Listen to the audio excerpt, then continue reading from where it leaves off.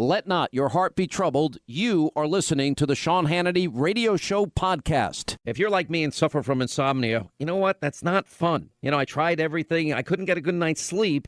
And this is neither drug nor alcohol induced. That's right. It is MyPillow. Mike Lindell invented it, and he fitted me for my first MyPillow, and it's changed my life. I fall asleep faster, stay asleep longer, and the good news, you can too. Just go to MyPillow.com, promo code Sean, and take advantage of one of Mike Lindell's best offers, his special 4-pack. You get 50% off 2 MyPillow premium pillows, 2 Go Anywhere pillows. Now, MyPillow's made in the USA, has a 60-day unconditional money-back guarantee, no risk to you, and a 10-year warranty. You don't want to spend more sleepless nights on a pillow tossing and turning that's not working for you. Just go to MyPillow.com right now, use the promo code Sean, and you get Mike Lindell's special 4-pack. You get 2 MyPillow premium pillows, 2 Go Anywhere pillows, 50% off, and you'll start getting the kind of peaceful and restful and comfortable and deep healing and recuperative sleep you've been craving and deserve. MyPillow.com, promo code Sean.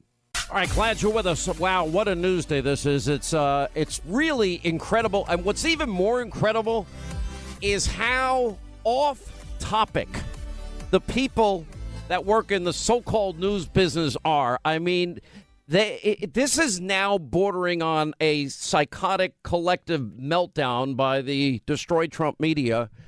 We just had, I stayed up till 4:30 last night watching the coverage. Ed Henry was covering for Fox News when, in fact, the 3 hostages landed on American soil, and the president met them, and Mike Pompeo was there, and I couldn't stop watching it. I couldn't stop paying attention to it. I couldn't tell you how. Well, that's political, Hannity. You just want it because it's Donald Trump. No, I'm happy. Anybody that saw what happened to Otto Warmbier knows what the potential that existed here for these 3 fellow Americans of ours. I'm so proud of our country that we're able to actually do something really good. We do talk a lot about how every life matters. Why are you making that face, Linda, that says, oh, my gosh? Just tell me, what is it? Go ahead. I'm just looking at this thing on Twitter, this horrible thing. Oh, that I showed you. Yeah, I know. Well, it's pretty crazy. It's pretty, social media today is off the hook. But for you to have such a visible reaction, can you please stop with the visible reactions? Because it stops the flow of my monologues. Very distracting. Anyway. But you think about where we've come. Hillary Clinton was on The View. It wasn't really that long ago. I'll play it later in the program. And there's Hillary, this, by the way, was in September, saying Trump's tweets on North Korea are not useful. It was sort of like the media left-wing Destroy Trump complex that had this meltdown starting at about 10 p.m. on Election Day 2016. Their psychosis has gotten worse and worse and worse. We've got 3 televisions in front of me every day. I've got 5 computers in front of me every day. And I look up and I see what everybody's covering, et cetera, et cetera. And all day long on fake news CNN, all day long on conspiracy TV, MSNBC, you know what they're talking about? They're not talking about the hostages. They're not admitting that they were wrong when a lot of their commentators were predicting Donald Trump's going to start a nuclear war with North Korea because he's calling Kim Jong-un little rocket man. They were predicting the worst. Hillary saying he needs to shut up. He's not useful. Because I really think they all believed the same thing here.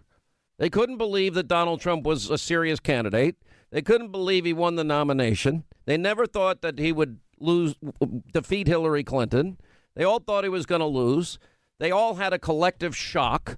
And frankly, between the deep state and people in the highest levels of power and the nefarious activities that we have been exposing, we have, where do you find out what we got today? A great piece by Sarah Carter. And the media just every day trying to delegitimize and destroy him. And a special counsel that is off the rails unhinged, as the judge pointed out Friday and another judge pointed out on Saturday. And now we're learning today from Sarah Carter that the former FBI director, Comey, was, consulting with Robert Mueller on his Russian testimony. Talk about an appearance of impropriety. Was it collusion about the testimony that he gave to the Senate committee back in the day? Because that's something lawyers ought to do. If there's any discussions or questions at that point before you give a testimony before Congress, James Comey's not supposed to coordinate with the special counsel's office. I never saw a bigger beatdown than what we saw last week with Judge Ellis in the Manafort case. Oh, really? Let's see. You're interested in a tax case from 2005 to 2007, and it has nothing to do with Russia? It has to do with the Ukraine? And it was investigated by the Justice Department, and basically they cherry-picked out the files of that case, which, by the way, I'm sure were put to bed a long time ago. That's what nobody else is really telling you. This was not an active case of the Justice Department. They did it because, as the Judge Ellis III, rightly pointed out, that the whole purpose it wasn't about Russia-Trump collusion. It was to get Manafort, to put the screws to Manafort, so hopefully Manafort sings against Donald Trump. And he warned about singing becoming composing, and composing referring to subornation or perjury to protect oneself. And the judge saying this has nothing to do with the mandate. And the dates are problematic in that case because Manafort's home was, remember, the early morning raid, guns drawn, 6 a.m., typical Andrew Weissman tactic, to intimidate. And, of course, leak it to the media, and then go out there, go in this guy's home. His wife and him are sleeping. All they had to do was call the attorney and say, yeah, we're outside the door. Can you please open the door? And there's nothing that Paul Manafort and his wife would be able to do at 6 a.m. Let me quick erase my computer. I'll be right there, I promise. Hang on, Hillary, what's the name of that stuff Hillary used? Hang on, let me see if I can order it on. Bleach Pit. Yeah, these, all the same characters involved in covering up for her crimes and her obstruction, her violation of the Espionage Act, rigging that investigation. I can't believe the times we're living in, but it's like a collective meltdown. So we have hostages released, the very, very same people that said Trump's going to start a nuclear war. No. Where are we with Little Rocket Man? No more rockets are being fired. He promised he wouldn't. So far, he's kept his promise. We saw 3 hostages released last night in the wee hours of the morning, and the president met them on the tarmac at Joint Base Andrews. We saw Mike Pence there. We saw Mike Pompeo. What a great guy. What a great Secretary of State. Pretty amazing. I was so happy for our country. Did you hear there were no pallets of cash? Yeah, I did. The fake news tweet that you handed me yesterday. It's still funny today. It actually is. No pallets of cash. I think Trump actually tweeted something similar. I have his tweets here somewhere. We'll find them. But think about this. Nobody thought that the Kim Jong-un was going to cross over the DMZ into the arms of the South Korean president. We have a shot. I don't know what the end result is going to be. I think we're going to bring our show to Singapore, though. We're going to go. I want to go. And I think we're going to go there, do radio and TV there for a couple of days. I think this is so historic. I don't know what the result's going to be, but we're talking about denuclearization of the entire Korean peninsula. And lo and behold, let's see, Donald Trump didn't drop $150 billion in cash and other currencies in cargo planes to, like, the mullahs in Iran or Kim Jong-un, or bribe Kim Jong-un like Clinton bribed Kim Jong-un's father. Just amazing times. Let me give you another example. This is why I love Israel. I've said this. I don't want American kids to take this the wrong way. It's really just a matter of circumstances more than anything else. But I've spent so much time with these young people. When do you go? You have to serve in the IDF, the Israeli Defense Forces. 18. They have to serve 2 years. 2 years. And they serve. I think it's 2.5 now. Is it? I think so. I mean, I've met many of the IDF soldiers. They were actually here visiting us over the Christmas holiday. And I've met a ton of them. But the reality is, if you grow up in Israel and you're surrounded by enemies, and your whole country could fit in the state of New Jersey in terms of landmass, and all your life you've had threats of rockets being shot over your country, shot into your country. Everybody knows somebody. You've had nothing but threats of war your whole entire life. Your parents, your grandparents tell you about, they'll tell you the history of the formation, the UN partition plan of 48, the 67 war, the 73 war, and Israel has a reality or roots in reality that we don't have to have. So we put our guard down. They don't have the luxury of putting their guard down. And when Prime Minister Netanyahu showed the world with one of the biggest intelligence coups in our lifetime, it was so amazing that, Iran's been lying to us the whole time, the world, and we've been fed another line of BS by the mullahs in Iran, and then the president rightfully withdrew from the deal. I mean, it's something that we've got to learn here. We've got to learn from these moments in history. We got to learn that Neville Chamberlain took the wrong approach during World War II and didn't understand the nature of the threat of Nazism and fascism. The settlement. I won't play it now. I played that yesterday. And we got to learn that Ronald Reagan, referring to the former Soviet Union as an evil empire, was the right thing to do, and that he didn't have to fire a shot and say, Mr. Gorbachev, if you really want to tear down this wall. He was right. Jimmy Carter was weak. Bill Clinton was weak. The media, unless you're bowing on your hand and knee to a dictator and kissing their ring, somehow they don't think it's possible to have peace. Unless you're bribing murdering dictators or radical Islamic mullahs in the case of Tehran. They abuse women in Tehran? Do you know that they kill gays and lesbians in Tehran? Do you know that Christians and Jews, if you're discovered, you're persecuted and put in jail in Tehran? That's that. Why would you give people with that mindset, the great champions on the left of human rights, Barack Obama and Hillary Clinton, why would you give those people any money? Release any money? Give taxpayer money? Why would you ever do that? And then we found out, in spite of all the promises that they weren't going to have nuclear weapons, they will have them anyway. And a ballistic missile program to deliver them. All right, we got a lot to get to today. I actually did some research last night. In the aftermath of 9/11, I have a lot of names of Democrats that actually loved enhanced interrogation. I know now they're sanctimoniously beating up a woman who's a real hero. I think she's a hero. Gina Haspel. Wow, she actually blew the doors off those people yesterday. It was amazing. We have the Democrats, they keep talking about this blue wave for 2018. No, that's not going to happen either. We got Sarah Carter on how the former FBI director Comey was colluding and consulting with Mueller and coordinating with Mueller before his testimony. No big deal.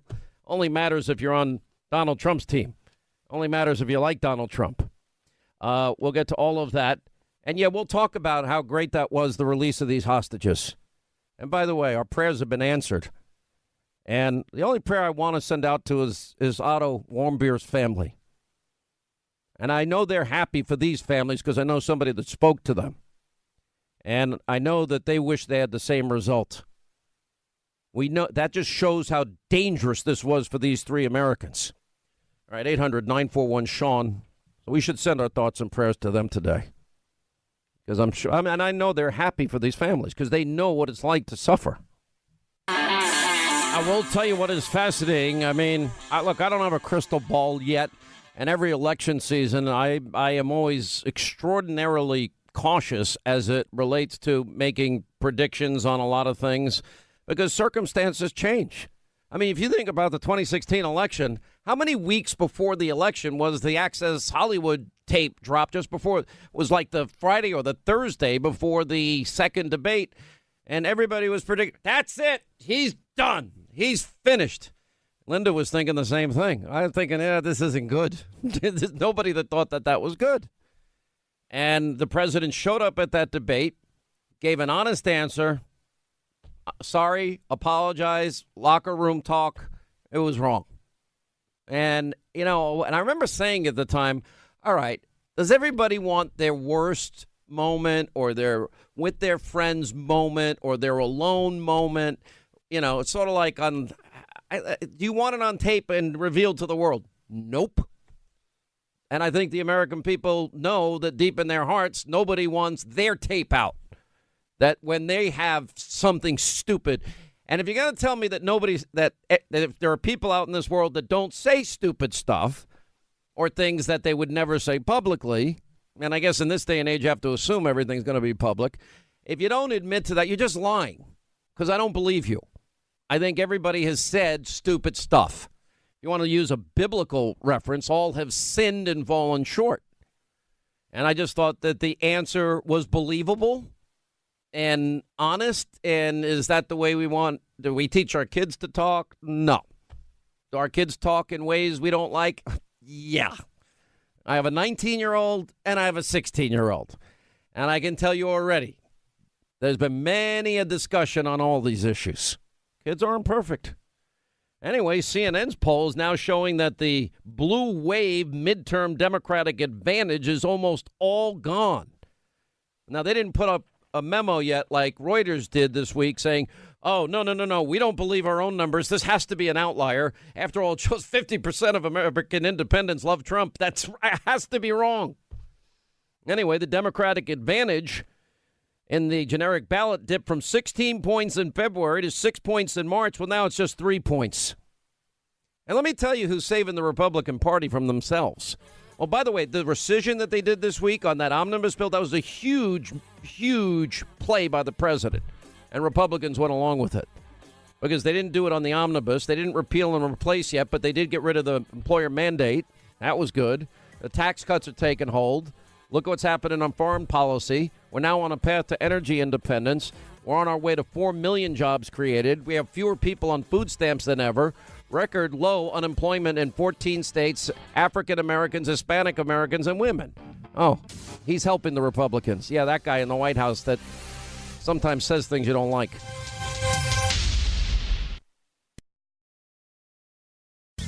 Oh, no, a friend of mine just got a bad diagnosis. All right, I got to call him in the break. Remind me, 800-941-SEAN. Not that bad. It just, I hate medicine. I hate, all my life I've gone to see people in hospitals. If I ever have to get in a hospital, you better lock down the windows because I'm jumping. I can't stand those places. No, I'm not literally, but you know what I mean. They're horrible. I mean, my mother-in-law was in there recently for a while, and I obviously went to go see her a lot. Sweet baby James was in for a while. The funniest thing about going to see him, I sat with him on a Saturday night for like 4 or 5 hours. True story. He didn't remember. They had him all jacked up on whatever they had him jacked up on, some drip of whatever. And he goes, oh, you came?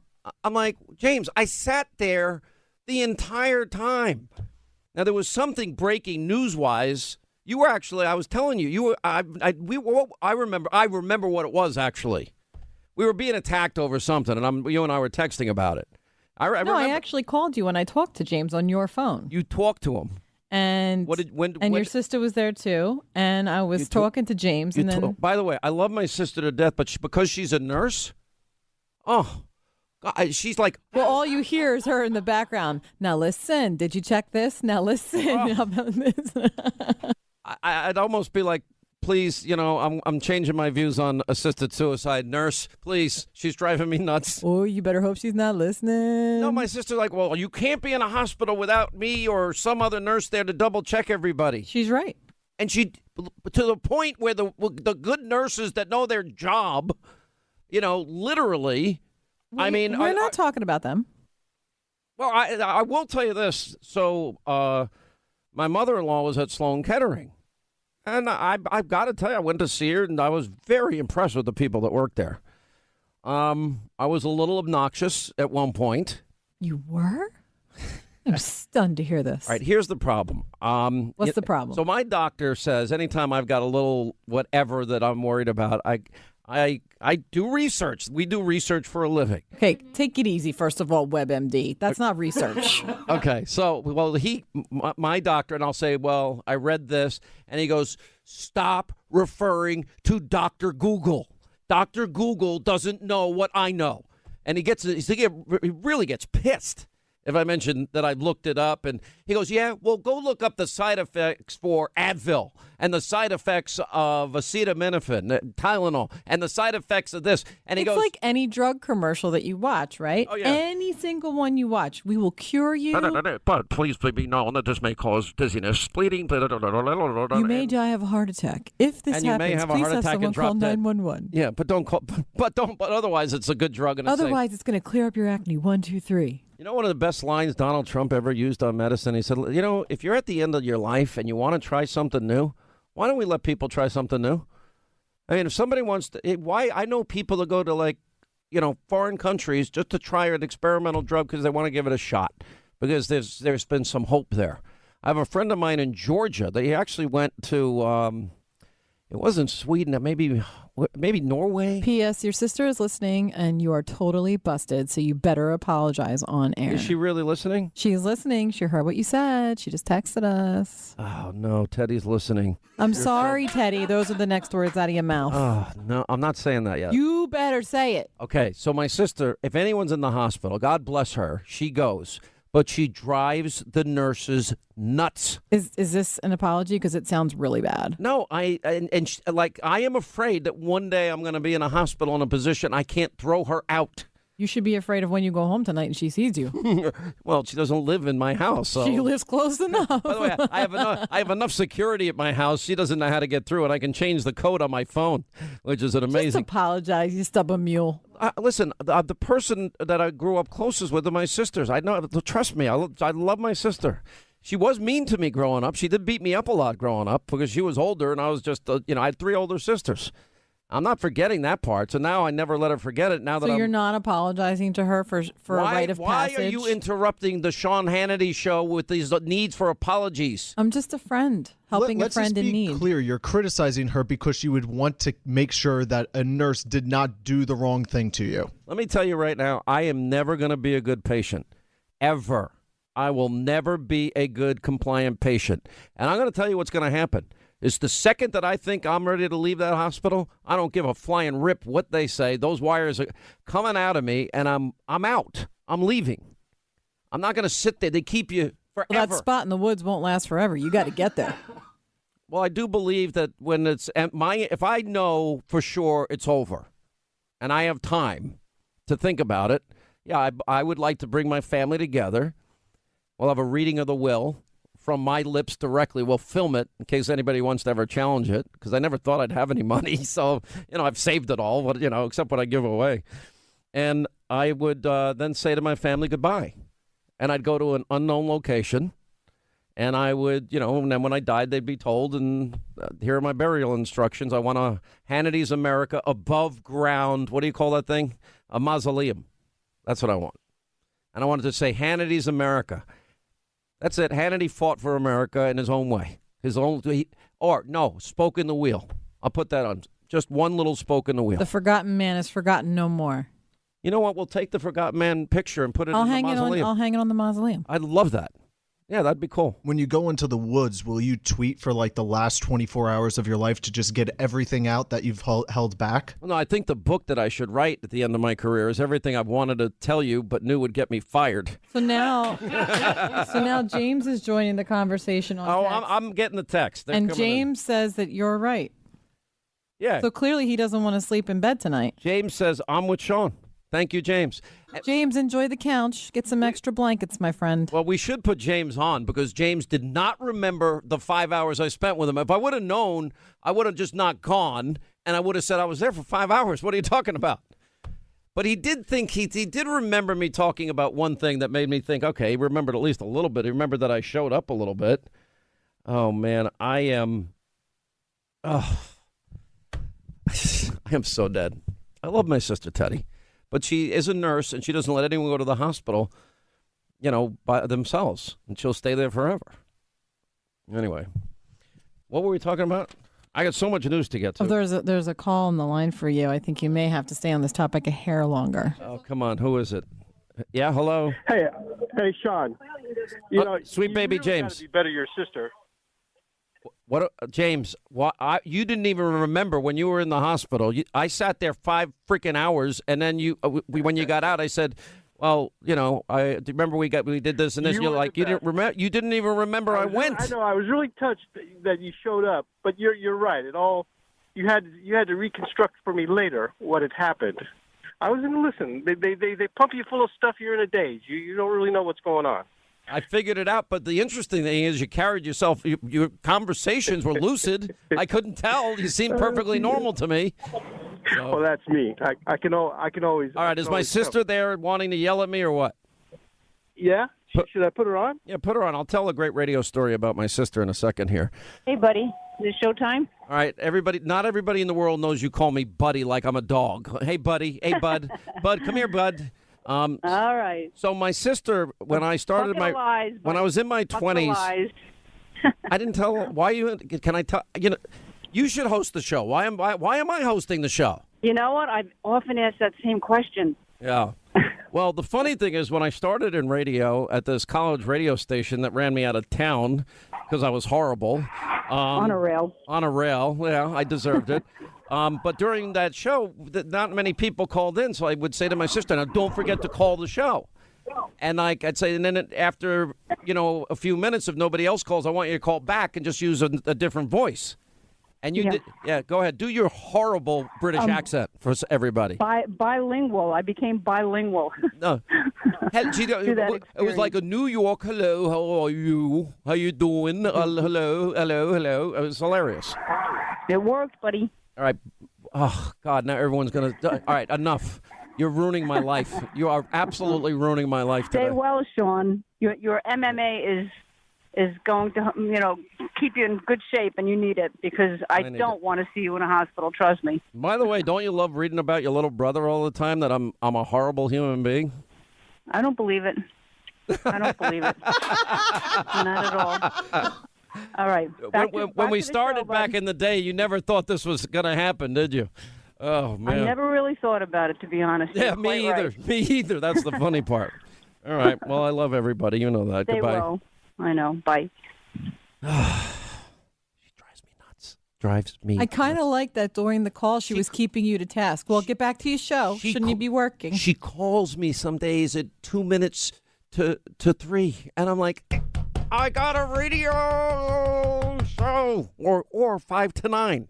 I'm like, I'd love to chat. I really would. And he's like, well, I'm looking at the house. I really think we need to make some improvements. And I'm like, make them about the house. I don't care about the improvements of the house.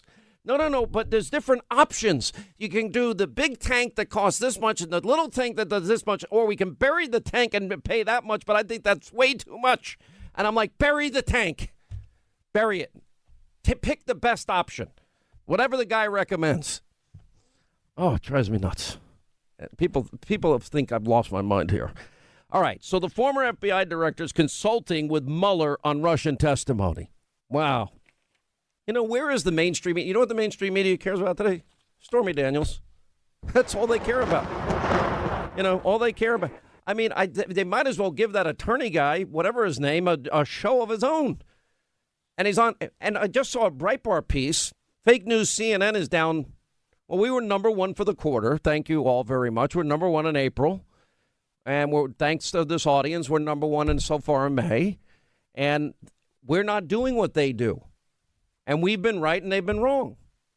And look at where we are. Now CNN's poll, following up on the Reuters poll, is now showing that, in fact, the Democratic blue wave may not be happening at all because there's only a 3-point advantage for the Democrats now. There was a 16-point advantage in February.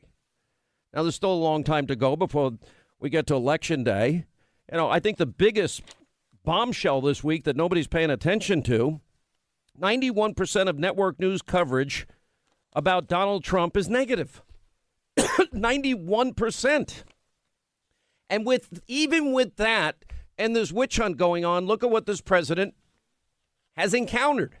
And the other thing that we're discovering, I think this is big news too, is the Russia collusion trial is on.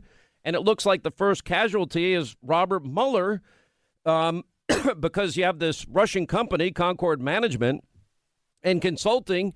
They entered a not guilty plea in federal court, in the case of the special counsel against these 13 Russian nationals and 3 Russian companies, and they're saying we're not guilty.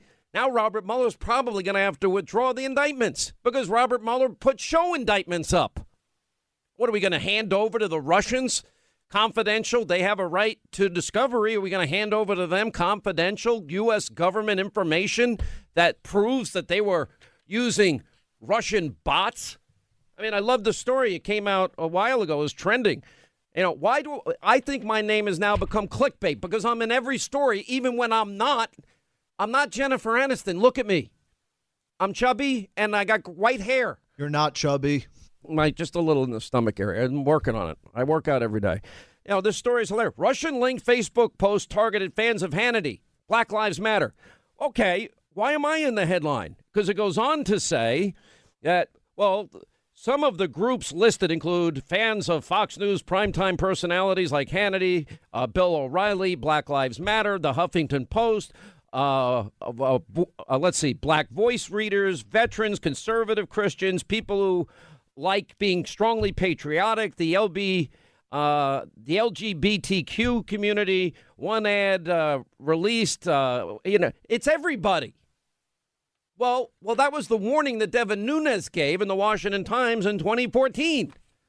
We've known about this. But, of course, 2 weeks before the election, Barack Obama was saying, stop whining Donald Trump, as if any serious person would ever think the Russians could or anybody could impact our elections. Yeah, well, they all hacked into Hillary's email server in the mom and pop bathroom closet. I'm sure it was the Russians, the Chinese, the North Koreans, the Iranians, and God knows how many other countries. You know, that's why when WikiLeaks said it wasn't Russia, who knows? It could have been anybody. Because everybody hacked into that stupid server in the bathroom closet, apparently, and got all the emails. The only ones who can't find it now are the people that covered for Hillary. Everybody else has it. And you ever wonder why they never asked Julian Assange where he got the info from if they really wanted to find out if it was Trump-Russia collusion? Maybe they don't want the answer because they know, because even James Comey wrote that at least 5 or 6 foreign intelligence agencies hacked into that bathroom closet server, the one where she deleted the subpoenaed 33,000 emails and acid washed the hard drive. Nobody knew about BleachBit until Hillary Clinton. I never heard of the thing. BleachBit. I don't even know what it is. I still don't know what it is. Just know it's an acid wash of your computer. I don't know. I mean, I can understand breaking up an old device because you don't want anyone to have your old stuff, but that's the only thing that's, what, like 10 of them? Now, and if it's under subpoena, then it's called obstruction. Bob Mueller, you knew him. He must have briefed you when you were a member of Congress. He's a Marine. He's a lifelong Republican. Do you think he can be trusted? Do you think he's a bad guy? You know, our administration has been fully cooperating with the special counsel. Do you think his investigation is a hoax? And will continue to. What I think is that it's been about a year since this investigation began. Our administration has provided over 1 million documents. We've fully cooperated in it. And in the interest of the country, I think it's time to wrap it up. And I would very respectfully encourage the special counsel and his team to bring their work to completion. All right, that, of course, the Vice President, Mike Pence, saying it's time for Mueller to wrap up. Yeah, you think? Maybe it's time? We got to see what happens. We have a new breakthrough article today by our own Sarah Carter, investigative reporter. Headline, former FBI Director Comey consulted with Mueller on Russian testimony. All right, now maybe that's not a crime, but look at the nature of this relationship. It was Comey who purposely leaked the information, which may end up being a crime in and of itself. And then, of course, they're best friends, and it was for the purpose of getting a special counsel. It ends up being Mueller. And what we see here is Comey is getting special treatment from Mueller and clearly is coordinating his anti-Trump testimony with Mueller, which I think and proves what we've been saying all along, is that Mueller looks abusively biased and unfair. We have already known that. He's only appointed Democrats to this whatever you want to call it, this merry band of Democratic donors and unethical human beings like Andrew Weissman. You know, look at what happened last Friday in the Manafort case as Exhibit A. There are some of us that are getting what's going on here. and that is the biggest abuse of power scandal in the history of the country, abusing FISA courts by lying to them and not telling the FISA courts that they didn't vet the information. It wasn't verified information. As a matter of law, special counsel law, they have a duty and responsibility to do that. Not telling the judge, both in the original application, subsequent applications, that, oh, Hillary paid for this, just an asterisk. Well, it may have a slight political taint to it. That's not the answer. They knew the answer. Or the fact that Hillary Clinton committed multiple felonies, obstructed justice by deletions and acid washing and beating up blackberries. And then, of course, Comey and Strzok and Page, they all hate Donald Trump, and especially Comey and Strzok, writing an exoneration before even the investigation. They're writing it in early May. They didn't interview Hillary or 17 other witnesses till July. 2 days later, oh, you're innocent.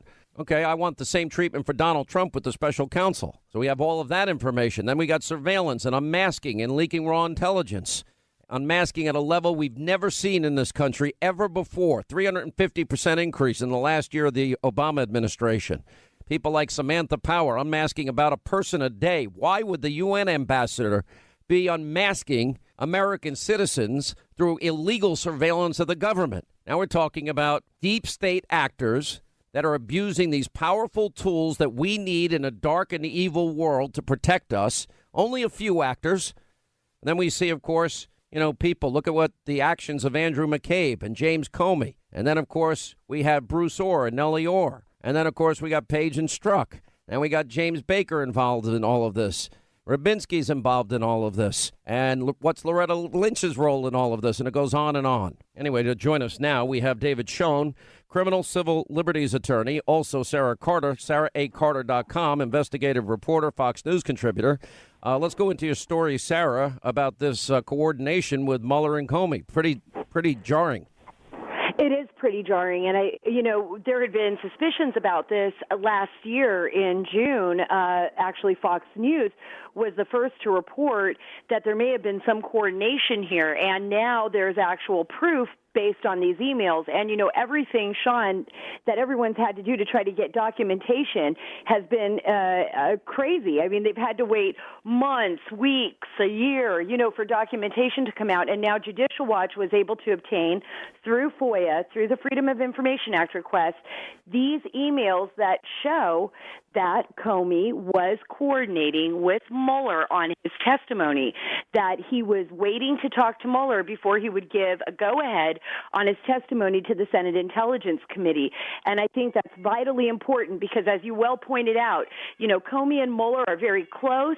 The whole reason for Comey to leak his memorandums to the New York Times, professor friend, who then leaked it to the New York Times with his permission, the whole reason for that was to call for a special counsel. And so if there's any conflicts here, the conflicts appear to be all on this Mueller, Comey, Rod Rosenstein, Jeannie Ray, all of the people that are working for him, and we just keep finding more and more information out, and this coordination appears to be problematic. Let me go to the legal aspects of this, David Schoen, beyond the simple and obvious coordination, and I'll even use the word collusion in a way, but maybe not legally speaking. Do you see anything legally problematic with what Sarah's reporting? Sure. Legally, ethically, and otherwise, on a gut level and every other level. Look, at the time this occurred, even though they refer to Mr. Comey as director still, he was no longer the director of the FBI. How is the former director of the FBI setting up meetings with the Office of General Counsel of the FBI before his testimony? If he had a question about a certain disclosure or privilege, the appropriate course of action would be for his attorney, Comey's attorney, not Comey, to contact the OGC at the FBI and discuss those specific questions, not the substance of testimony. Look, the vice president said it. Enough is enough. How on earth can the American people have any confidence that the special counsel investigation is above board and has any integrity, especially an investigation of their duly elected president? Enough is enough. With these personalities and these conflicts and this operation behind the scenes of people getting stories together and presenting a particular agenda, it's inappropriate. I want to make one last point on this. Remember, back up a step. The special counsel was appointed based on a finding under 600.1 that there's a conflict for the Department of Justice or any U.S. Attorney's Office to be involved with this. Who on earth is monitoring who's speaking to whom? Why is the special counsel cooperating, coordinating with DOJ, and now Mr. Comey a witness in the question? I take exception to a comment I read from Judge Napolitano in which he said it's normal because this is a star witness for Mr. Mueller.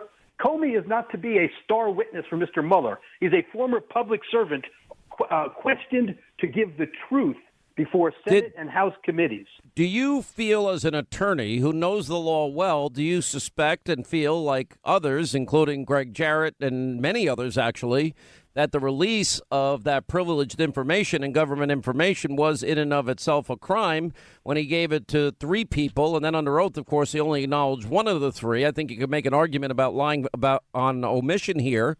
And of course, I do think, and we'll watch the Inspector General report, Comey's preparing different variations of the exoneration of Hillary before he ever interviewed her, or the 17 other witnesses. That sounds like obstruction, or at least a possibility. It has to be looked into, doesn't it? Well, look, it has to be looked into, but you've also hit on one of the key points. Comey's statements about what he did with these documents is a key to determining whether it was a crime. The nature of the documents may well determine whether there was a crime. At a minimum, and I'm hoping we see this at a minimum from the IG's report, it would appear to be a gross breach of his employment agreement, the oath of office that he took, etc. And especially here, what's most distressing about it is he has an admitted agenda to circumvent the channels, an agenda to bring private information for the specific purpose of making it public and having a special counsel appointed. That's not his role. That's pretty amazing. Sarah, let me go back to some other issues here involving not just Comey, but the other issue we've been following, and that is it seems that Devin Nunes, the Freedom Caucus, the other committee chairmen, such as Goodlatte, Trey Gowdy, have had it, and they're now actively considering contempt of Congress as it relates to Rod Rosenstein and Jeff Sessions. I know there was a meeting today with Trey Gowdy and Devin Nunes, and I believe Rod Rosenstein. What has come out of that? Because they have been slow walking. They've been claiming redactions in the name of national security that have been proven false. It had nothing to do with national security. And they just completely ignore, miss deadlines constantly. It's incredible. And a lot of the stories that are out there are actually inaccurate. They have been fighting tooth and nail, and they went down. They're there today to meet with the Attorney General and the Rod Rosenstein, the Assistant Attorney General, in discussions to view what is highly classified information that they have requested for some time now, which, of course, they've been stonewalled over and over again. They will have, and they do, and I can correct the record because yesterday there were a lot of stories saying that the White House was siding with the DOJ on this. I spoke to people on the Hill today that wanted to correct that record, and also with other sources that said the White House was not siding with the DOJ on this, that the White House offered the DOJ another alternative for the congressional members to actually view the information that they had requested. Whether that's in camera at the DOJ or someplace else. So they are offering the Congress the opportunity to view those documents. And that is going to be very important. It may not be information that the public, though, will be made aware of because of the classified nature of the information. But as you know, Sean, before, there were all these arguments that certain documents should not be made public, that the Russia report contained highly classified national security information. And finally, when it was overridden, actually overridden by the White House, there was information that was discovered. What we found was that there was nothing in there that would threaten national security. So this is very, very important. There is a debate going on right now. They are working through this, and we should be getting more information by tonight as to what they were allowed to view and what they were allowed to see. What about the polls now showing that Americans now see that Robert Mueller's investigation is politically driven? If you couple that with Judge Ellis's powerful comments on Friday in the Manafort case, where he rightly pointed out that 2005 to 2007 tax issue involving the Ukraine had nothing to do with 2016 Trump a Russia collusion of any kind, and that this was to put the screws on Manafort and to pressure Manafort and to get him to sing so they could prosecute or impeach Donald Trump. What does this all now mean for Mueller, David Schoen? Well, the Judge Ellis statement speaks volumes and volumes and volumes because he's not a part of the political process.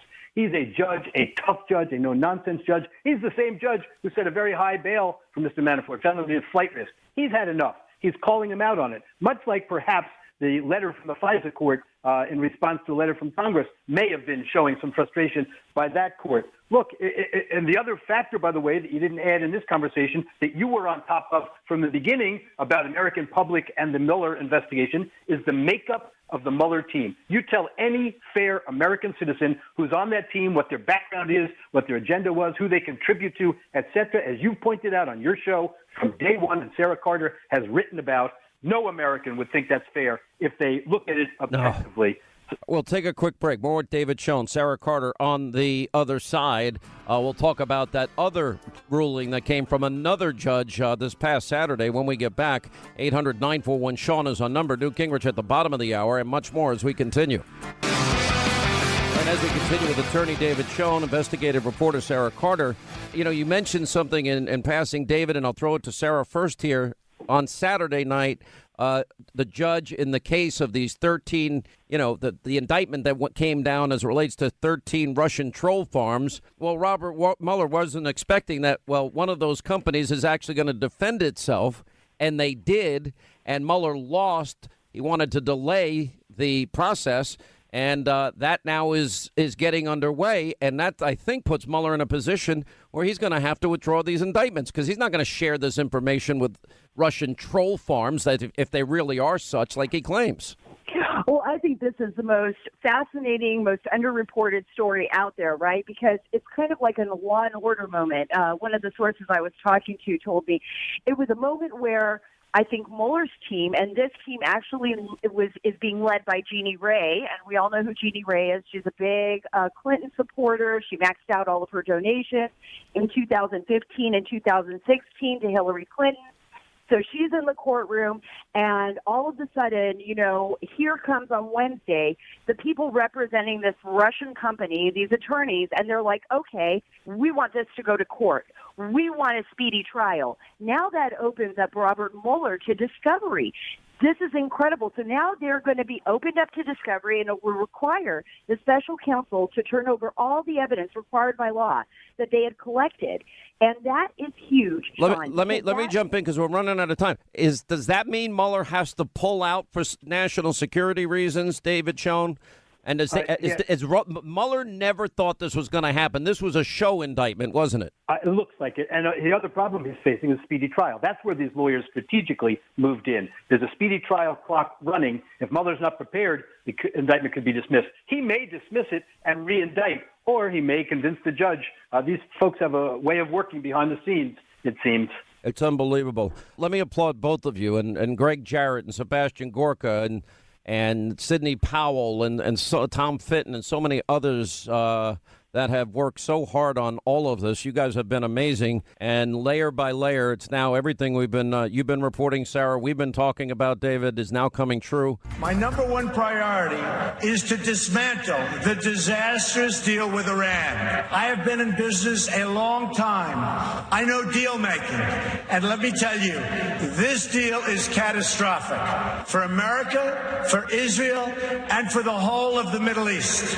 This was just prior to the signing of the Iran deal, which gave back to Iran $150 billion and gave us absolutely nothing. It will go down in history as one of the worst deals ever negotiated. The Iran deal was one of the worst and most one-sided transactions the United States has ever entered into. Frankly, that deal is an embarrassment to the United States, and I don't think you've heard the last of it, believe me.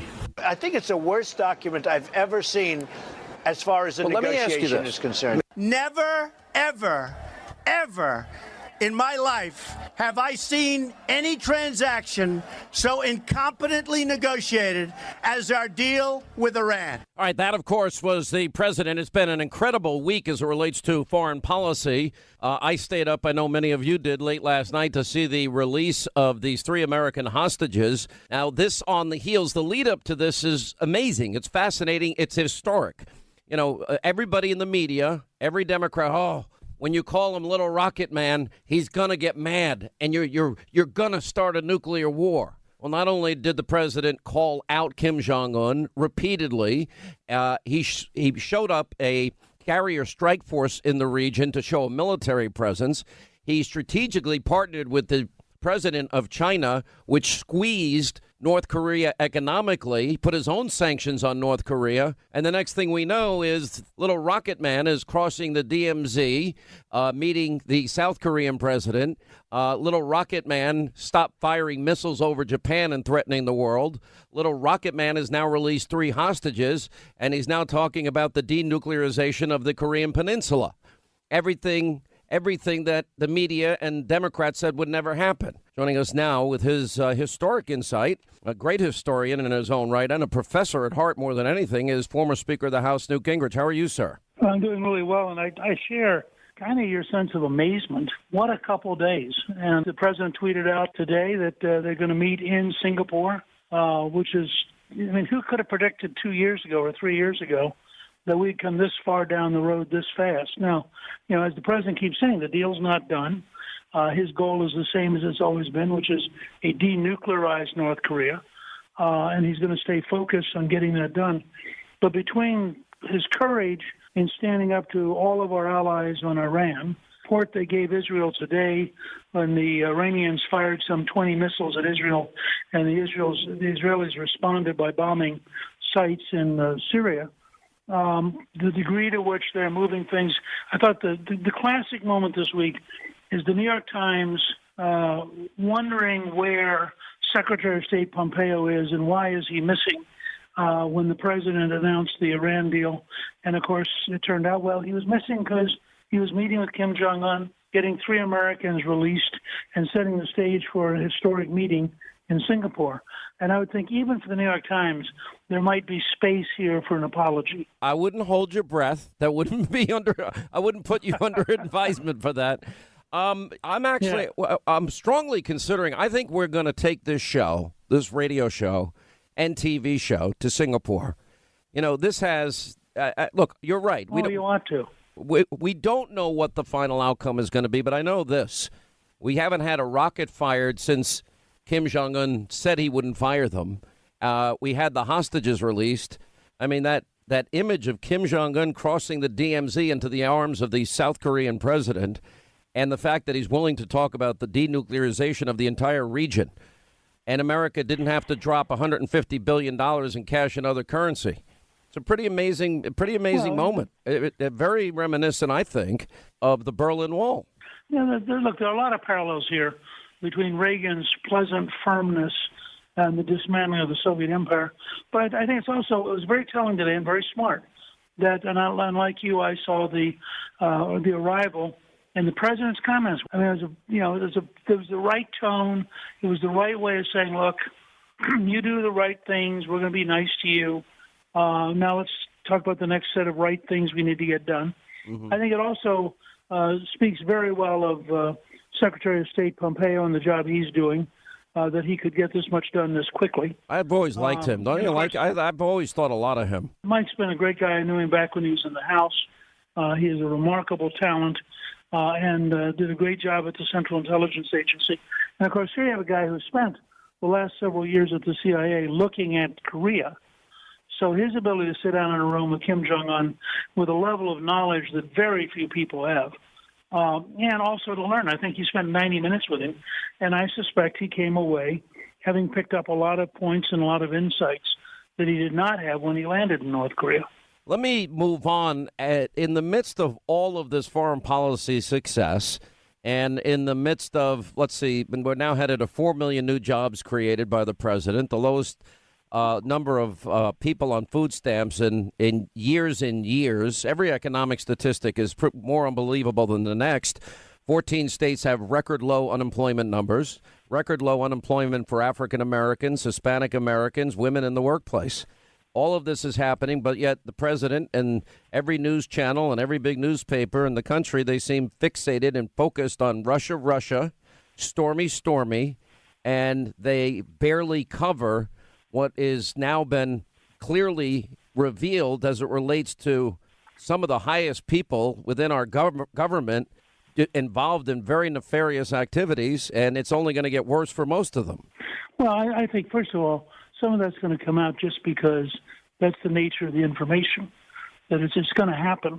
And day by day, we're going to learn more things.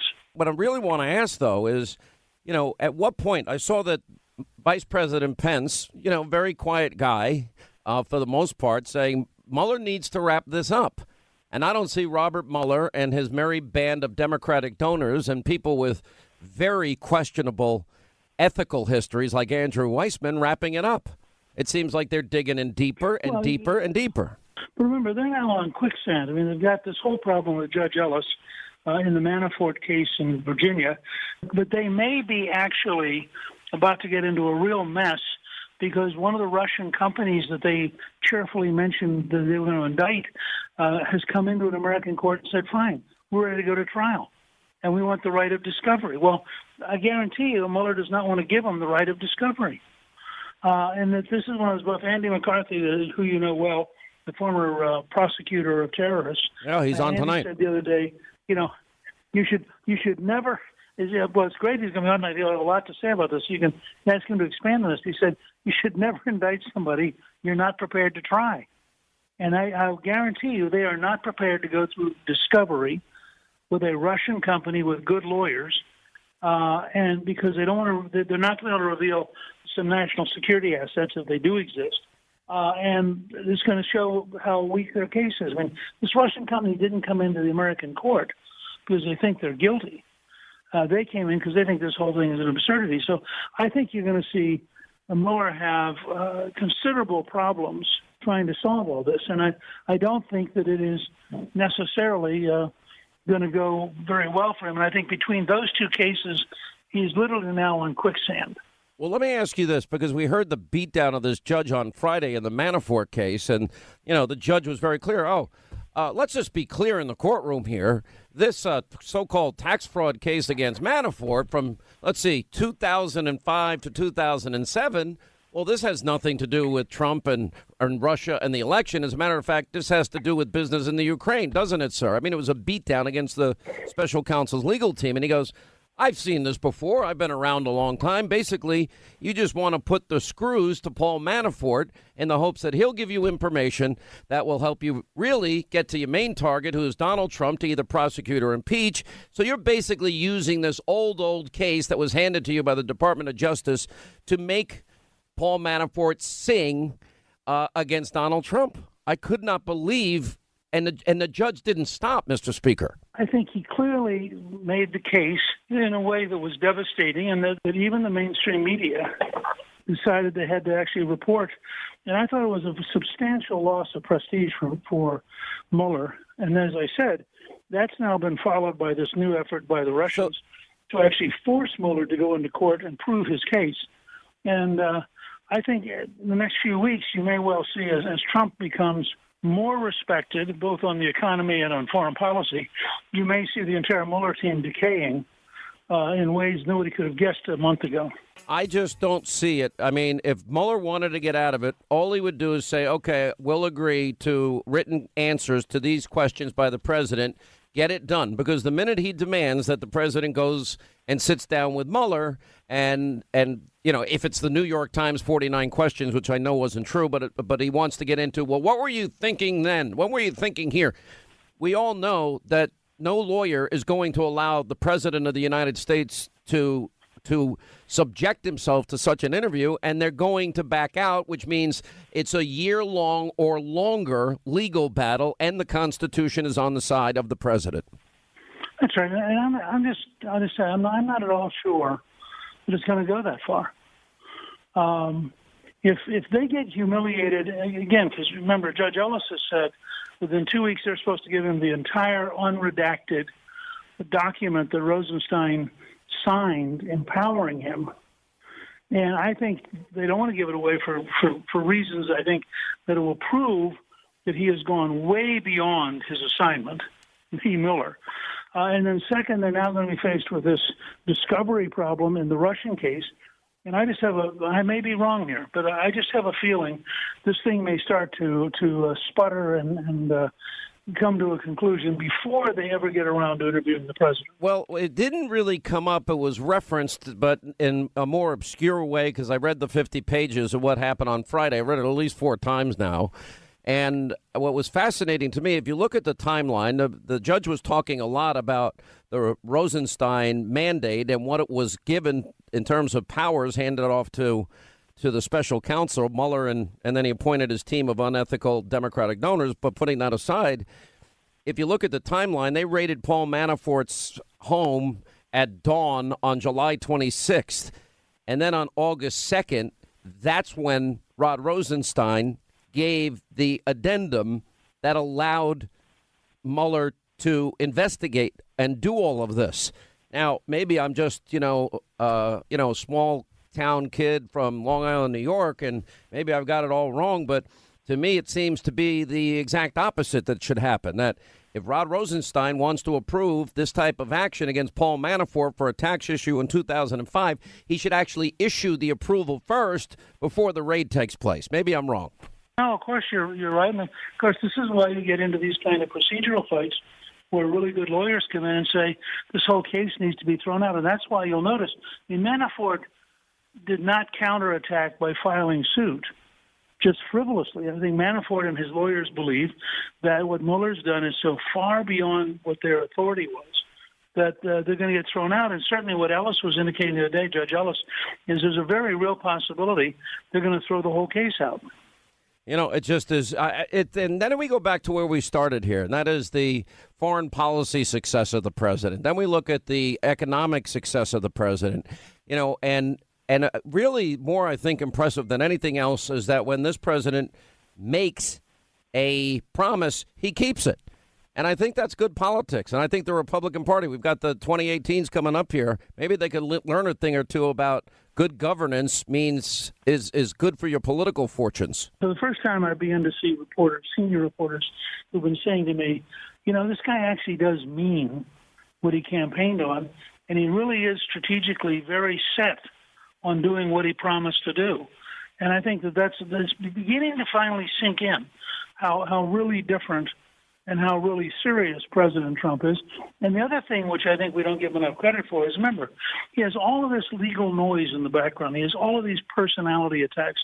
He has all these things that a lesser person would be shaken by. And he just lets them run off his back, and he stays focused on what matters. The economy matters. He's winning. Conservative judges matter. He's winning. Solving North Korea matters. He's winning. Getting out of the terrible Iranian agreement matters. He's winning. And I think from the level of ability to ignore the pain and focus is really a remarkable thing, and he deserves as much credit for that as he does for the actual achievements. All right, Mr. Speaker, always good to talk to you. We appreciate it.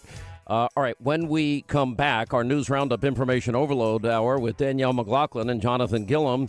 What is the biggest foreign policy week in many, many, many years? We'll go over that and more straight ahead. You deserve the Nobel Prize, do you think? Everyone thinks so, but I would never say it. You know what I want to do? I want to get it finished. The prize I want is victory for the world, not for even here. I want victory for the world, because that's what we're talking about. So that's the only prize I want. Could something still scuttle this meeting, the summit? Everything can be scuttled. Everything can be scuttled. Doesn't mean a lot of things can happen. A lot of good things can happen. A lot of bad things can happen. I believe that we have both sides want to negotiate a deal. I think it's going to be a very successful deal. I think we have a really good shot at making it successful, but lots of things can happen. And of course, you'll be the first to know about it if it does.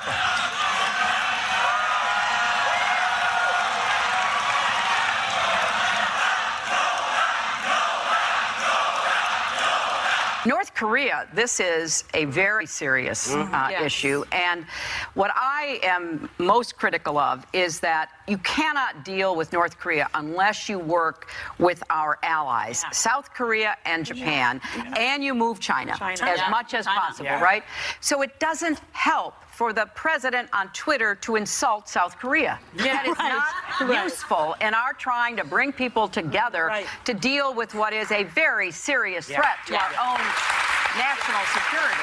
Yeah, of course, her husband told her this is a good deal for the American people when he he tried to bribe North Korea, too, with energy subs, $3 billion. And that didn't work out so well, did it? And it's going to stop the nuclear program. Anyway, glad you're with us. News Roundup, Information Overload Hour. As we welcome back to the program, Danielle McLaughlin, attorney, constitutional expert. Also our friend Jonathan Gillum, author of the newly released book, Sheep No More. I am really, really sad to hear, Jonathan, that I just heard from Linda that you lost your dog of 17 years. My little dog Snowball lived 17 years, and it's just painful. I'm so sorry. Thank you very much. He's my best friend, my mentor, like my son, and it was a good 17 years. He's going to be drastically missed for sure. Yeah, I'm sorry. That's amazing. Dogs are nicer to us than other people. They're more loyal. It's amazing. And by the way, I have really great friends in life. I'm not saying they're better than my friends, but I love my dogs. I sent my dog Marley recently. I was hoping she was going to get pregnant. I don't know if it happened or not. We'll find out probably in a couple of days when she gets an ultrasound. But we're hopeful that maybe, in fact, and if at some point you want another dog, I would be glad to give you a gift of a new puppy. Well, we may have to look into that. I tell you, Sean, for me, I've never had kids. The loss in coming home every day, it's not there anymore. It's going to take me a while to get past it, as you know. But I'm telling you, in a mad world like we see and that we talk about every week, it sure is a dose of sanity every time you come home. Let me tell you, it really is. I'm very sorry. Welcome both of you, by the way, back to the program. I think that was Hillary Clinton. And by the way, hello, Danielle. It's always good to have you. That was your friend Hillary Clinton saying Trump's tweets on North Korea are not useful. I would argue that, what her husband did trying to bribe North Korea was not useful. But Donald Trump did taunt publicly Kim Jong-un and called him Little Rocket Man. Well, now there are no more rockets being fired over Japan. Guam is not being threatened. The United States is not being threatened. We saw Kim Jong-un cross the DMZ, historic moment, into the arms of the South Korean dictator. Hostages were, in fact, released. And, of course, now we're talking about the denuclearization of the entire peninsula. I would say that peace through strength works. Hi, Sean.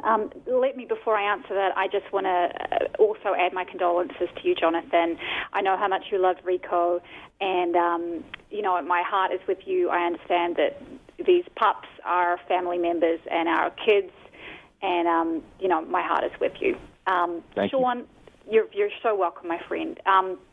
Sean, to your question, what we've seen is a real shift from Donald Trump. We did see a lot of this Rocket Man stuff early on in his presidency and certainly through campaigning. But what we've seen, I think, is a switch to a little bit of a gentler touch and more diplomacy. We've seen Pompeo over there twice, which is classic diplomacy, and wonderful news, of course, with the release of 3 prisoners. Hillary Clinton did say we needed to engage our allies in the region, and that's what the Trump administration has done. They've been talking with Japan, they've been talking with South Korea, they've been talking with China.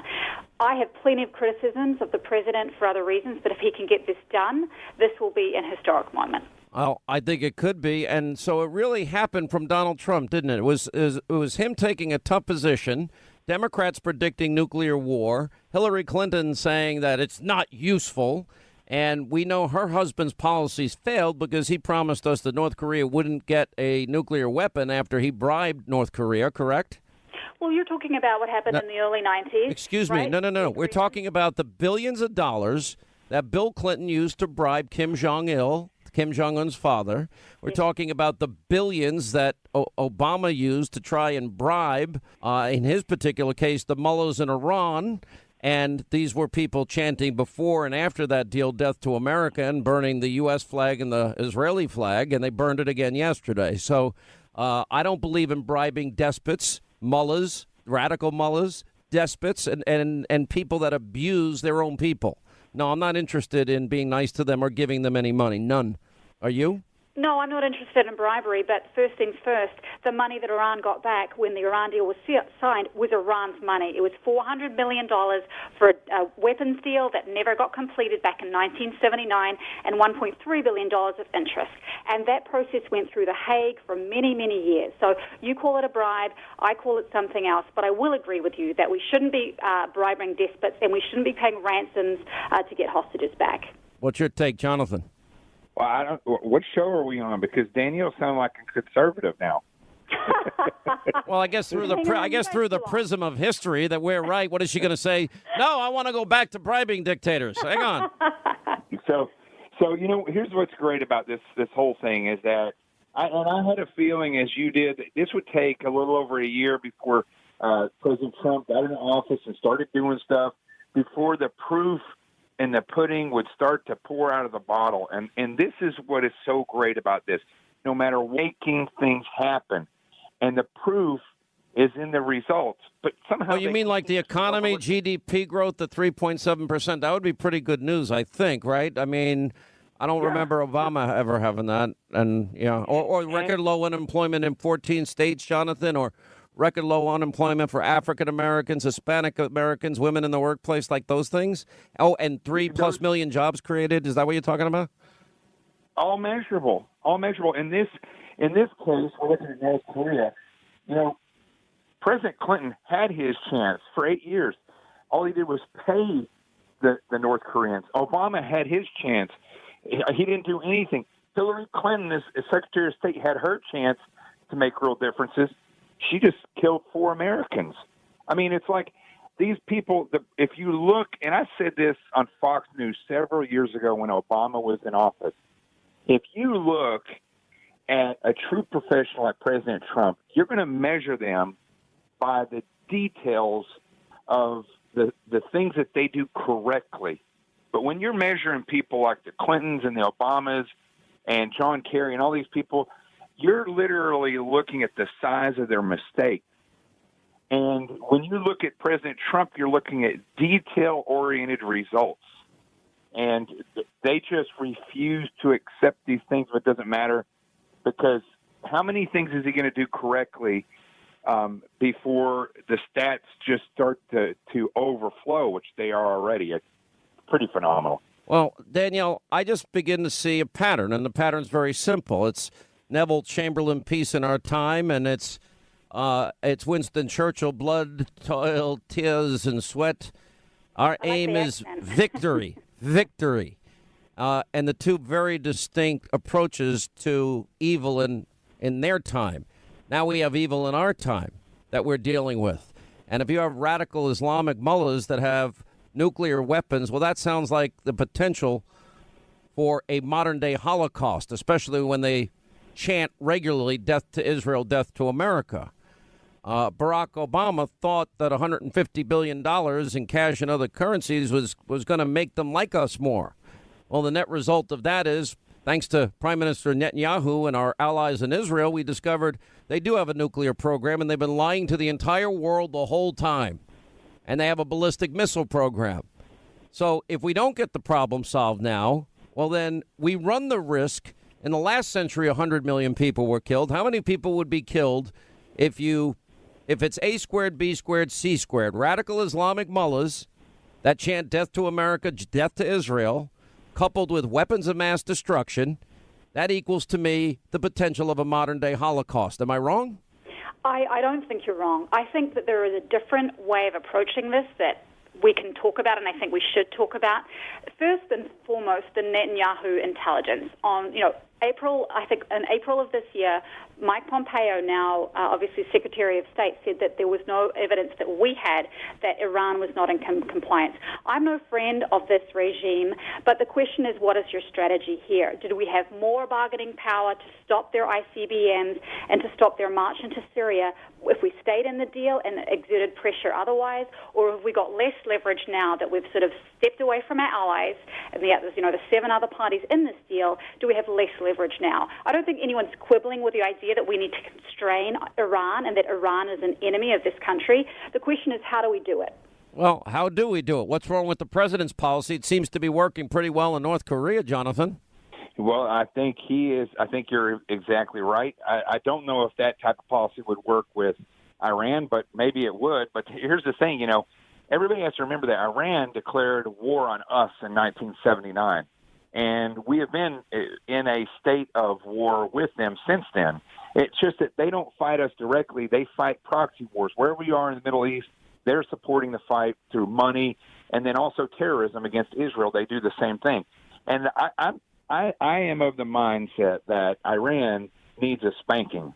And they've never been spanked. And instead, what do? We turn around. Well, look at what Israel did last night. I mean, they fired. They're spanking. They fired missiles from their bases in Syria, meaning the Iranians, and the Israelis pounded back. Now, not one Israeli died, but they're taking out their weapon sites, and they're showing nothing but pure, unadulterated strength and commitment that they're not going to take this crap from the mullahs in Iran, and that should be the world's position. But unfortunately, you still have modern-day appeasers in the world. All right, we've got to take a break. More with Jonathan Gillum and more with Danielle McLaughlin on the other side. 800-941-SEAN. We'll take your calls in the final half hour of the program. Maybe I'll play Winston Churchill, too, and much more as we continue. All right, as we continue, Jonathan Gillum and Danielle McLaughlin, our News Roundup Information Overload Hour. How do you explain 3 million jobs created, Danielle? How do you explain 14 states record low unemployment? Record low unemployment, African Americans, Hispanic Americans, women in the workplace. How do you explain, now we're headed to 4 million new jobs. How do you explain America now on the road to energy independence? How do you explain the biggest tax cut in history as anything other than an unmitigated success on every level? Well, I can tell you one thing, is that some of these things that Trump has done, he stands on the shoulders of Obama. And I say that because President Obama brought this country back from the brink of financial collapse in 2008, 2009. And so full credit for the unemployment numbers, the stock market rising, the fact that wages are slowly rising. But all of these trends started under Obama after we had a real financial disaster. So if we're going to be reasonable about this, I think we should give full credit to Obama. Full credit to Obama. Well, not full. Wait a minute. Full credit. Wait. Obama had 8 years. What did we end up with? Sure, look, Hold up. We doubled our national debt. Lowest labor participation rate since the 70s. Lowest home ownership rate in 51 years. We had 13 million more Americans on food stamps, Jonathan. 8 million more in poverty. I don't know what world Danielle was living in this time, but the time capsule is not.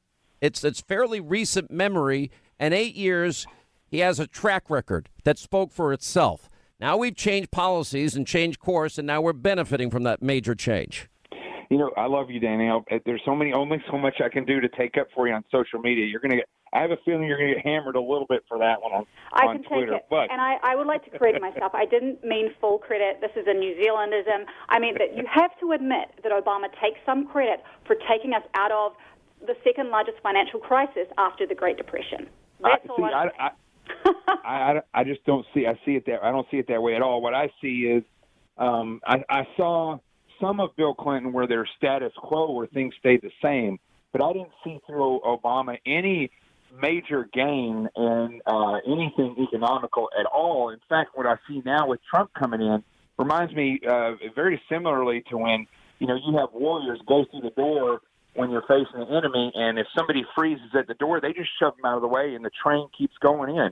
And that's what I look at when I look at Obama and all his administration. Whatever door they got to, whether it's economic, whether it was they were trying to talk and to somebody like Iran where you got to stand up to them or drawing a red line in the sand, they froze at the door. When President Trump came in, he just shoved whatever useless policies they had out of the way, and he charged in. And I'm telling you, if he keeps this up, the record will just speak for itself. Last word, Danielle. Look, I will give full credit to the president, our current president, for the good things he's done financially, but I will not stand for not giving credit to President Obama, who pulled us back from the brink in 2009. Okay, and he got 13 million more Americans on food stamps and 8 million more in poverty and doubled the national debt and gave us the lowest labor participation rate. And by the way, gave Iran $150 billion. We could have used that money in this country. All right, I got to let it go there. Thank you both for being with us. All right, 25 now till the top of the hour. I mean, what a unbelievable news cycle we're living in. It's almost hard to ever get a day off. Linda's saying, well, you got to take off tomorrow. And I'm like, I can't take off tomorrow. I got to work. There's too much going on. And No, I'm pretty sure that the boss told you could take off. okay, who's the boss? You? You're the boss. Oh, that's the first time I've heard that. And it's Should we like save that audio forever? What is the name of the Sean Hannity Show Christmas party every year that we've just started? Our new ritual, our new year. Our new every year annual, but it's only been 1 year party. That one, yeah. Yeah. It's the Linda McLaughlin party. No. With special guests. Okay, well, so it was Of which you can be one when you so choose. Well, if I'm going next year, we're going to have a band, a real band. I do agree with that. I was told there was going to be a band this year, I and was misinformed. It happened. That was my fault. I'm sorry. why? Why was it your fault? It was her party. Because I was the one. I like to technically party did a lot of the plan, work. Sean. I don't know if you know this about me, but I actually love party planning, and so that was my fault. Oh, I haven't heard. the I haven't guys that heard play the about guitar, I haven't but- heard about the great wedding of this. Forget the wedding that's going to happen in England. The big wedding is your wedding. See, it's funny. I like Funny. to plan for other people, but I don't like being the center of attention. So Really? my own wedding actually gives me And anxiety. the only way that's going to happen is if you go elope and go to the Little White Chapel in Vegas and come home and say, I'm married. Because otherwise, it's going to be, oh, Lauren, oh, you're such a beautiful I would have bride. needed you to tell my parents that I got eloped or something, so I didn't have to do Oh, it. I could handle that in 10 seconds. That's, let me be the bad guy all the time. Listen, I offered to marry them. I was going to get my minister's certificate online, and Lauren said no. Oh, I would do that in 2 seconds. Because, see, now, if I said I was going to marry them, her parents definitely would have told her to elope. Oh, no, we can't have her I don't think there's presiding. ever been a wedding ceremony where F-bombs are dropped like every 10 seconds. 800-941-SEAN is our number if you want to be a part Do of you the want to program. announce some good news today, my friend? What's the good news? I haven't had good news in a Our long time. economy, another Well, promise. I said that earlier. 3.7% We should GDP remind growth. our audience. It's No, good news. it is unbelievable. It is. Listen, everything is rocking and rolling. Jason, remind the audience. And listen, I look all day long, all day, and all I see is stormy, stormy, stormy, Russia, Russia, Russia. It's just unbelievable to me. I think after the stormy sound, we have to start playing the Russian national anthem. Yeah, remember. Back to back. One of the funniest things that I ever heard Rush Limbaugh do on radio is he called it a gorbasm. That was that feeling you get. Well, there was an Obama similar. Right, the Obama-gasm, yeah. Right. So but I remember he'd play this music behind it, and because it was, he started in the middle of the Cold War as a syndicated radio show. One of the funniest things he ever did. And it's like everybody had this feeling, Gorbachev, the savior. It wasn't Gorbachev. It was Reagan that was the savior. Just like it's Trump here. All the parallels and lessons. The other night on TV, and we've been doing it on radio, but I actually showed the video, Churchill, Chamberlain, Reagan, Clinton, Obama, Trump.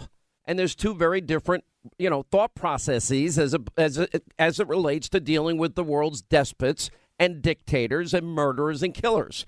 And there is a group of thought out there, and it has been held by some presidents, that you need to bribe, and you need to get down on bended knee, and you need to kiss the ring of despots and dictators. No victory, blood, toil, tears, sweat. I would say to the House, as I said to those who have joined the government, victory. I have nothing to offer but blood, toil, tears, and sweat.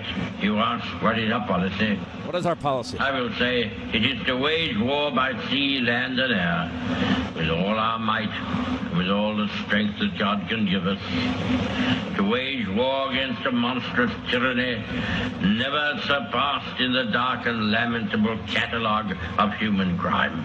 You ask, what is our aim? Victory. I can answer in one word, victory. Victory at all costs. Victory in spite of all terror. Victory however long and hard the road may be. But without victory, there is no survival. Without victory, there is no survival. One of the greatest forces of strength in the last 100 years of human history, Winston Churchill. An amazing man. By the way, he was not particularly liked by the establishment. Yeah, but when when the world needed him, he was there. You know, to think that the Prime Minister of England and the bombing of Britain every single day got out of his bunker, which he wasn't in, 10 Downing Street, and walked amongst the people of Britain to encourage them and to be with them and put, his life at risk too. That to me is leadership. 800-941-SEAN is our number. All right, let's get to our busy telephones here as we say hi to Steve is in Kansas. Steve, hi, how are you? Glad you called, sir. Hello, Mr. Hannity. It is truly an honor to get on your radio program. Oh, the honor's all mine. Well, thank you, sir. I have a little bit of a question here. I think that the top Republican leaders in our country are in on the fix with the Democrats. I think they let Trump run against Hillary thinking Hillary would win. And none of them looked bad by losing to Hillary, and none of them had the game to fight Hillary in a fair fight. Trump did, fortunately, and won. When you look at all the things that they've done, very few of the top Republicans endorsed, voted. They don't support Trump these days. They're dragging their feet on getting anything done. If this was the Democrats going after Rosenstein, they would be done already. They would have their paperwork. They'd go through it. They'd shred it and go on down the road. Listen, I hope Newt's right. I hope that, and I did think on Friday last week that this is now a game changer for Mueller. And then on Saturday, that was a game changer for Mueller. And now the contempt threat is a game changer for the whole investigation. Because Mueller knows, they all know that people like me and Sarah Carter and Greg Jarrett and Tom Fitton and Sebastian Gorka and David Schoen, Sidney Powell, they know we were right. We've been right from the get-go. We have all been right. See Rosenstein in handcuffs being taken out for contempt of court and lock him up for a few days until he gives the order to give the paperwork up. Mueller, I tell people Mueller will be indicted for criminal charges long before Trump will ever be. No, listen, I will tell you this, and I mean this, and don't ever underestimate the power of the deep state. Don't underestimate. Chuck Schumer, in many ways, was right. They're going to get you 8 ways and Sunday. And unfortunately, this is the biggest abuse of power and corruption scandal in our history. And it's been exposed. And people that are involved in these types of nefarious activities don't like being exposed, and they don't like the people that expose them. And all the people I listed, including yours truly, believe me, we are hated right now. Absolutely despised. I've never, ever, ever have had the type of scrutiny in my life. As a matter of fact, Barack Obama has not had this type of scrutiny by people hoping and praying that they can take this show down. That's just Linda, am I overstating that case or not? Sadly, you're not. I'm not. And this is what these people do on the left. It's just like the Alinsky 101. Isolate, target, destroy. And that's what they try to do. I said it to somebody yesterday. I said, I've been doing this a long time. And I said, I've just never seen such a lack of humanity. There's a lot of people on the left I don't agree with, but I at least hear what they have to say. Yeah, they don't want to hear what conservatives have to say. Now it's irrational. It's pathological, the hatred that they have for the president. And what is it now? It's like we have liberals, we have socialists, we have never-Trumpers. We have rhinos that are close to never-Trumpers, but not really. They just want their money from lobbyists. And then we have, the Freedom Caucus and conservatives, and that's it. Yeah. I got to tell you, it's unbelievable. That's about who it is. And, this idea that they're going to stop, I don't believe it. I hope Newt is right. I wish there's a very simple out for the special counsel now, if he wants it. He could just submit questions to the president's attorney. They could write answers, end the investigation, as Mike Pence said today. Wrap it up for the good of the country. Look what's going on around the world. Pay attention to what's going on around the world. You see, but they never thought, they all thought that Hillary was going to win. That's their big problem. That's their weakness. That was their Achilles heel in this. They, like the media, were blinded. They all thought it was done. It was in the bag. And what they don't like in the end, what they really don't like is that's why if the president is successful, everything we tell you about that he's successful on, that's bad news for them. That's bad news for the Democrats that want to win back the House so they can impeach Trump. That's bad. If the president makes peace, that's bad news for Democrats because the world's a safer place. How do we get to the point that your political ambition or your ambition for power transcends your love of the greatest gift of this country that God ever gave man. I mean, they have certainly lost all perspective. You know, we talk about prosecutorial discretion. You know, they used to say this during the Clinton impeachment years, where's the proportionality in all of this? Maybe in retrospect, there was some truth to that. All right, 800-941-SEAN, a toll-free telephone number. Let's say hi to Alex in Michigan. Alex, how are you? I'm great, Sean. How are you? I'm good. I'm glad you called. It's a thrill to talk to you. You're half my bucket list. Rush is the other half. Someday I'll get through to him. Well, we got to expand that bucket list to like include Australia, you know, maybe a trip to Europe or something like that. By the way, I have a bucket list I'll never get to. I can tell you right now, it's never going to happen. Yeah, I got a couple of them. Listen, the reason I'm calling is I want to say thank you to you and to Mark and to Rush and mostly to our president, which I absolutely adore. His ability to reach people that have been left out and forgotten for so long is amazing. And we can't give him a Nobel Peace Prize, but he has my heart, and I'm sure the hearts of many, many Americans. And if the elite don't understand why America is the greatest country in the world, it's because people like him are created by the American dream. I don't think the Nobel Peace Prize Committee would ever be able to do the right thing and give him. Let's assume for a second. And again, this is not a done deal. I like to underpromise and overdeliver. Certainly things are looking good as it relates to North Korea. But let's say the president gets a deal done that leads to the denuclearization of the Korean Peninsula. You know, it would be a no-brainer to give the president the Nobel Peace Prize. How much do you want to bet they would never give it to them? And you know what? It will show how petty and political they are. I mean, think about it. They gave Barack Obama the Nobel Peace. He hadn't done a thing, nothing. And in retrospect, he's made things, you know, infinitely worse, both in the economy and in foreign policy. We're cleaning up his mess every day. Well, that's why I said, you know, we can't give him a peace prize, but we can give him our hearts, and he has ours. We adore him, we honor him, and we thank him, and you and oh, you're very like kind. That. And you're the reason why America is the greatest country in the world.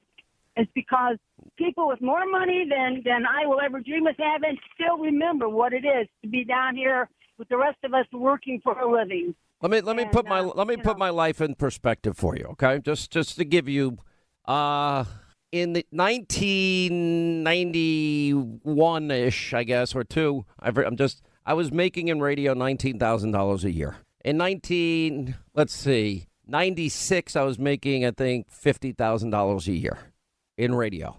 That's it. When I went up to start the Fox News Channel and Roger Ailes hired me, people said, Fox what? Huh? Fox 5? Yeah, nobody knew. And I had people tell me my career is over. When I was vetting Obama, my career was over. When I said that Trump could win, my obituary was written 1,000 times. You know, people telling me now, wow, you're really going after these guys. I'm like, yeah, that's what I do. I dig deep for the truth, and we do news and information that you don't do elsewhere. I never got into this for any other reason. And by the way, let me give another little perspective about life. Now, do you own a house, Alex? Do you rent or do you own a house? I own a house. I work very hard, okay. But I own it. Here is a simple truth that I think very few people will ever really. We take pride in home ownership. I remember when I bought my first house in Atlanta for $123,000. I was so excited. It was like the best day of my life. But here's the thing: you don't really own that house because when you die, and we're all going to die, somebody else is going to live in that house, and it ain't going to be you. So all of us rent. It's just a fact. And we all pay rent because we pay taxes on it. So just a little perspective. But I'll say one last thing. We are all spokes in a wheel. Your voice, every listener's voice, every viewer's voice. We're all playing a part in this. Because if you don't support Rush, Mark, me, Fox News, that voice dies. And there are a lot of people that would like to silence all of us because of the work we've been doing. Just so you know. And they don't want Donald Trump to succeed, which is sad. God bless you, Alex. Thank you for being with us. All right, Hannity tonight, 9 Eastern on the Fox News Channel. Amazing news all over the place. And your corrupt media, they don't cover it. All right, we got the great one, Mark Levin. He's going to break down what the judge did last Friday. And now the heat is on Robert Mueller. Sarah Carter's breaking news about Comey and Mueller collusion. Also, Greg Jarrett, Sebastian Gorka, Joe Concha, Dan Bongino, David Limbaugh, Daniel Hoffman, and Jesse and Jessica. All coming up. Hannity tonight at 9.